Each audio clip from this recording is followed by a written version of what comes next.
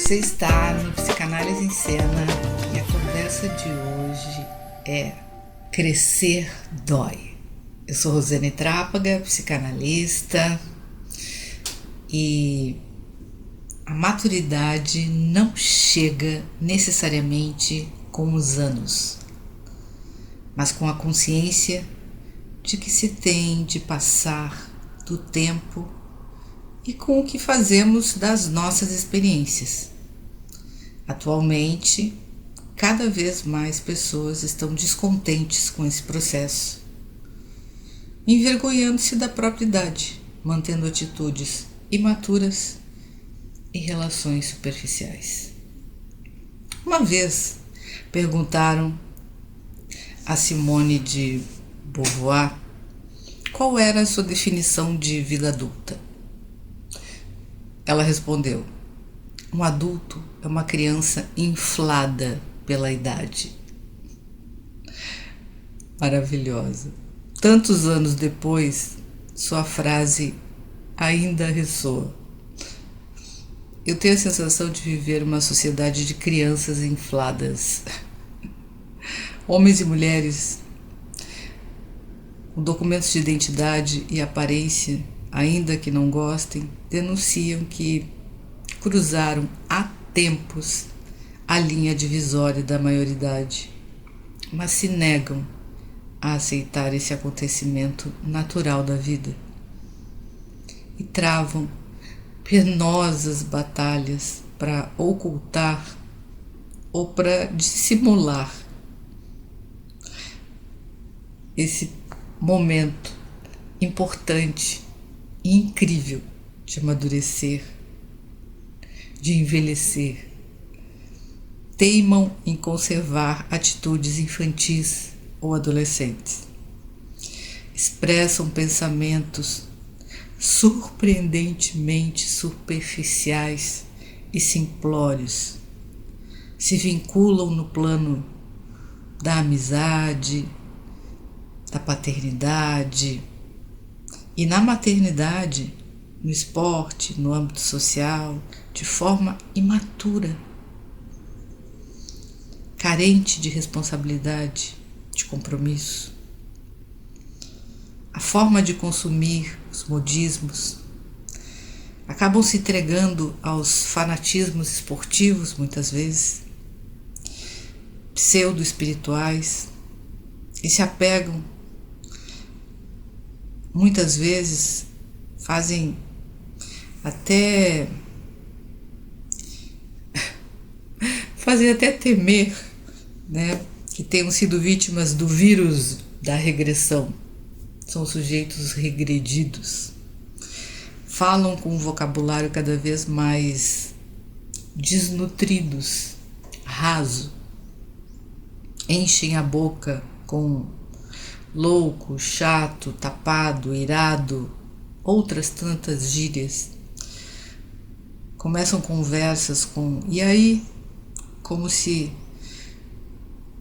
advertisse que não querem escutar nada, que não seja divertido ou apenas superficial. Dedicam tempo, energia mental e boa parte do saldo do seu cartão de crédito a lutar contra seu próprio corpo, como se ele fosse algo perigoso, como se fosse algo que precisasse manter em um estado de juventude impossível, eterno, trabalhoso e falso. Há um marketing aí idiotizante que nos quer jovens o tempo todo. Antes, cada idade era uma etapa de um caminho aí que a gente realizava, né, de uma forma pessoal. A gente tinha a juventude, depois vinha, né, isso era um marcador mais claro. Hoje isso não existe mais. Depois vinha a maturidade, A gente tinha nossos cultos, né, mais marcados. Até mesmo a velhice era mais reverenciada. Não estou aqui fazendo um saudosismo de que era bom, que era melhor ou não. Só quero que a gente possa pensar juntos, né? De que a gente está vivendo um tempo em que nós estamos numa idolatria à juventude, e que envelhecer, né, se trouxe um lugar de que envelhecer, né, precisamos envelhecer bem, né, e acho muito legal envelhecer bem, com qualidade de vida, e trabalho muito com isso, com envelhecimento. E não é sobre não envelhecer bem, pelo contrário, é sobre se autorizar a entender que estamos envelhecendo e que precisamos nos apropriar disso, não só no corpo, mas psiquicamente. O podcast de hoje ele fala sobre isso, se apropriar de que nós precisamos nos apropriar de que as nossas atitudes emocionais e psíquicas precisam acompanhar também o nosso envelhecimento biológico, e que estamos nesse descompasso, né? E não é porque eu faço uma harmonização facial que psiquicamente eu vou regredir igual ao meu corpo, ao meu rosto, que pode, ao eu ter 58 anos e parecer ter 40, que eu vou viver uma vida de 35. Né? Mais ou menos essa pegada que o podcast propõe, para trazer provocações para vocês pensarem juntos comigo aqui. Porque vamos trazendo esse vazio de significados que repercute numa extensa angústia existencial. De uma forma inútil, mas tentadora, o prolongamento da juventude, ele promete, né, preencher essa falta. O que não acontece, por óbvio. Mas há vou chamar assim, uma pandemia de jovialismo, né? E esse culto à aparência e uma irresponsabilidade da oferta, né, de serviço, de mídia, de estímulos para que isso aconteça, que cada vez mais cedo se faz esse tipo de procedimentos e busca do culto ao corpo, né? Então isso se torna quase como uma doença regressiva que afeta um grupo de adultos e de jovens adultos, né?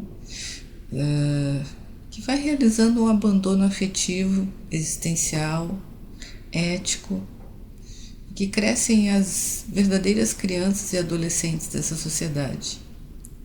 São filhos órfãos com pais e mães vivos,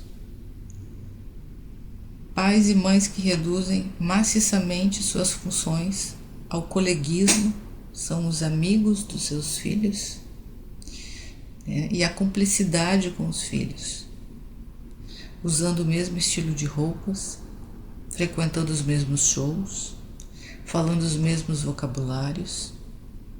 Pais e mães que são dedicados obsessivamente ao culto da sua própria juventude, perene das suas próprias urgências, e abandonam a responsabilidade de estabelecer limites que ajudem os filhos a amadurecer,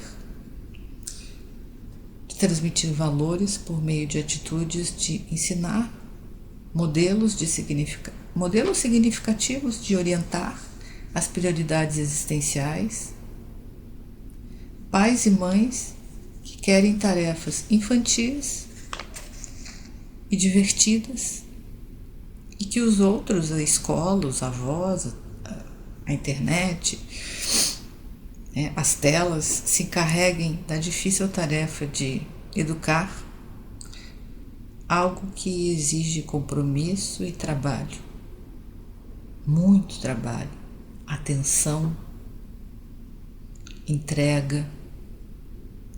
E lamentavelmente é possível ser pai ou mãe adolescente, mesmo que se tenha chegado à maioridade, há muito tempo, e alcançando posições respeitáveis em outros âmbitos da vida. Então, isso é um fenômeno perigoso nos tempos atuais. Isso aparece na clínica com muita frequência.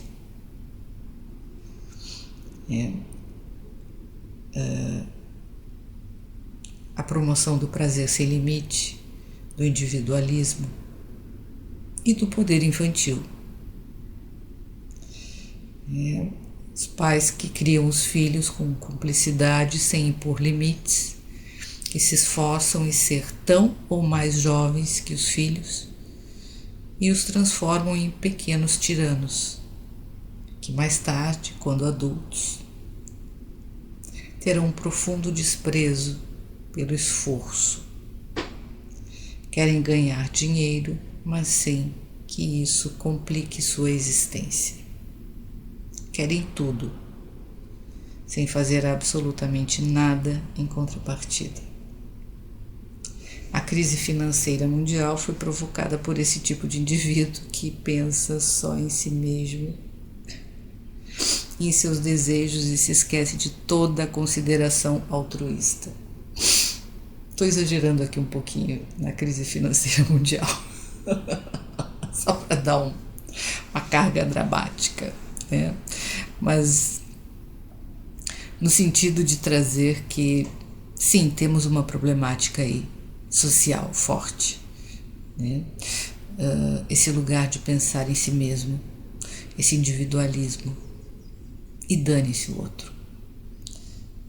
A ausência de pais capazes de conduzir a educação, de se colocar na sua posição, de trazer limites, de trazer modelos, de exemplos, de trazer presença, atenção, afeto, né? Orientação do ponto de vista adulto, né? Traz uma relação que eu vou nomear aqui como perversa. É aquele que nem reprime, nem rechaça, porque não foi educado para isso. Para ele vale tudo. Ele não tem parâmetros. Desse modo surge uma nova faixa etária na sociedade, que não quer crescer. A sociedade das crianças infladas, vamos chamar assim. Então, quando a gente fala de carência da maturidade, da sexualidade, uma necessidade é a gente analisar essa falta de limites e a gente perceber que nós temos aí uma fugacidade, uma precariedade das relações com o outro, né? Uma insatisfação afetiva, uma falta de responsabilidade emocional, não só desses pais com esses filhos, mas desses filhos que se tornam adultos ou jovens com outras pessoas. A gente está vivendo relações de irresponsabilidade emocional, né? Os ghosts, né? Então é uma rede que vai se ampliando. Então nós temos aí dificuldades de construção de vínculos, né? Temos aí essas raízes vou chamar assim, de uma desnutrição da maturidade. Como nas relações adolescentes, os adultos não têm tempo nem paciência para construir um vínculo. Não admitem ter essa dificuldade de se enamorar por um ideal de alguém e se decepcionam quando se deparam com a realidade desse sujeito. Quem é essa pessoa? Esperando que o outro seja sempre o realizador instantâneo dos desejos e dos caprichos dessa pessoa. Se a gente observar com atenção, a gente vai perceber uma tendência crescente de converter o outro, seja parceiro, namorado ou até o companheiro, numa espécie de mãe ou pai substituto, de agir diante dele com as mesmas expectativas, exigências, reclamações e reprovações de um filho, de uma filha.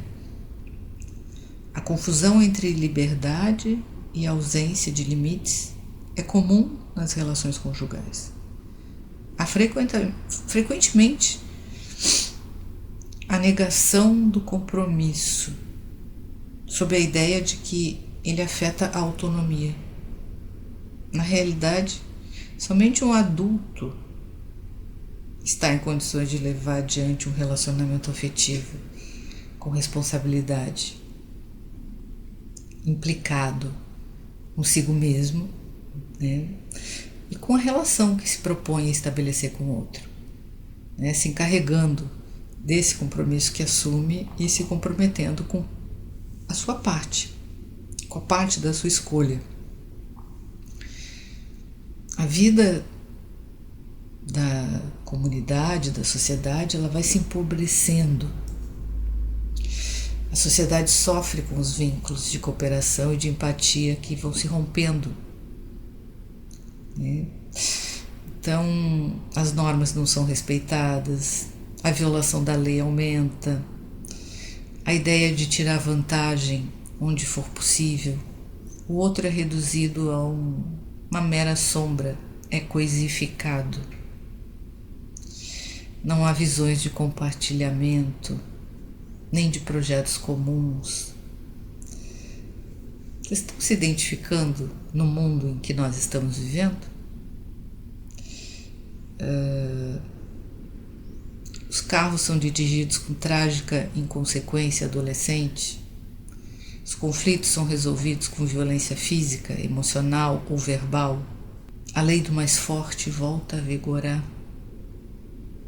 E a economia se beneficia de tudo isso, porque essas crianças infladas têm desejos urgentes, mutantes e insaciáveis, que originam constantemente novos mercados e que, por sua vez, movem milhões na moda, na tecnologia, na cosmética, na farmacologia, na cirurgia plástica, na publicidade, no marketing. E qual é o destino de uma sociedade assim? Adultos que resistem à vida adulta, que fogem da maturidade, que roubam algo do grupo humano ao qual pertence, quase da mesma forma que, em outro contexto, um político que se enriquece com o dinheiro público rouba cada um dos membros da sociedade da qual faz parte. Em ambos os casos, estou pegando pesado aqui para provocar, são muitos os horizontes coletivos que se nublam e são muitas as visões comuns que se cegam. Quem pretende se manter numa infância ou numa adolescência perene desprende-se do todo. A sociedade de crianças infladas luta para deter o tempo e a sua dança venerável. Quer viver o eterno presente. Mas o presente, gente, é só um ponto em que o passado e o futuro confluem para constituir a vida. Para viver no presente, é preciso haver um passado é preciso passar pelo tempo e deixar pelo menos um rastro. E também é preciso ter um propósito que nos oriente em direção ao futuro. Do contrário, vive-se só no momento. E o momento é sempre fugaz. O momento não produz obras, não produz sabedoria. Um esforço sustentável é algo desconhecido, é algo que não gera frutos. As crianças infladas, elas tentam congelar o tempo, o que é algo do impossível. O amadurecimento é um produto de um processo. Como amadurecer sem transcorrer no tempo, sem transitar pelos diferentes ciclos da vida e sem ser modificado por eles? Como? Transitar pela vida é viver de verdade. É mais do que acumular datas e histórias. É uma cultura em que os adultos são adultos, integrais e não apenas cronológicos. Nossa sociedade não parece madura e não vê a maturidade como um objetivo coletivo. Esse é um fenômeno contemporâneo. Prevalecem os adultos que se negam a sê-lo, como se tivessem aceitado uma proposta que lhe foi oferecida. Cresça agora, mas amadureça depois. Mas seja no momento que for, isso requer consciência, compromisso, atitude, trabalho e responsabilidade. Não é fácil, não é gratuito, mas dá sentido à vida. Sou Rosane Trápaga, psicanalista. Nos vemos no próximo episódio.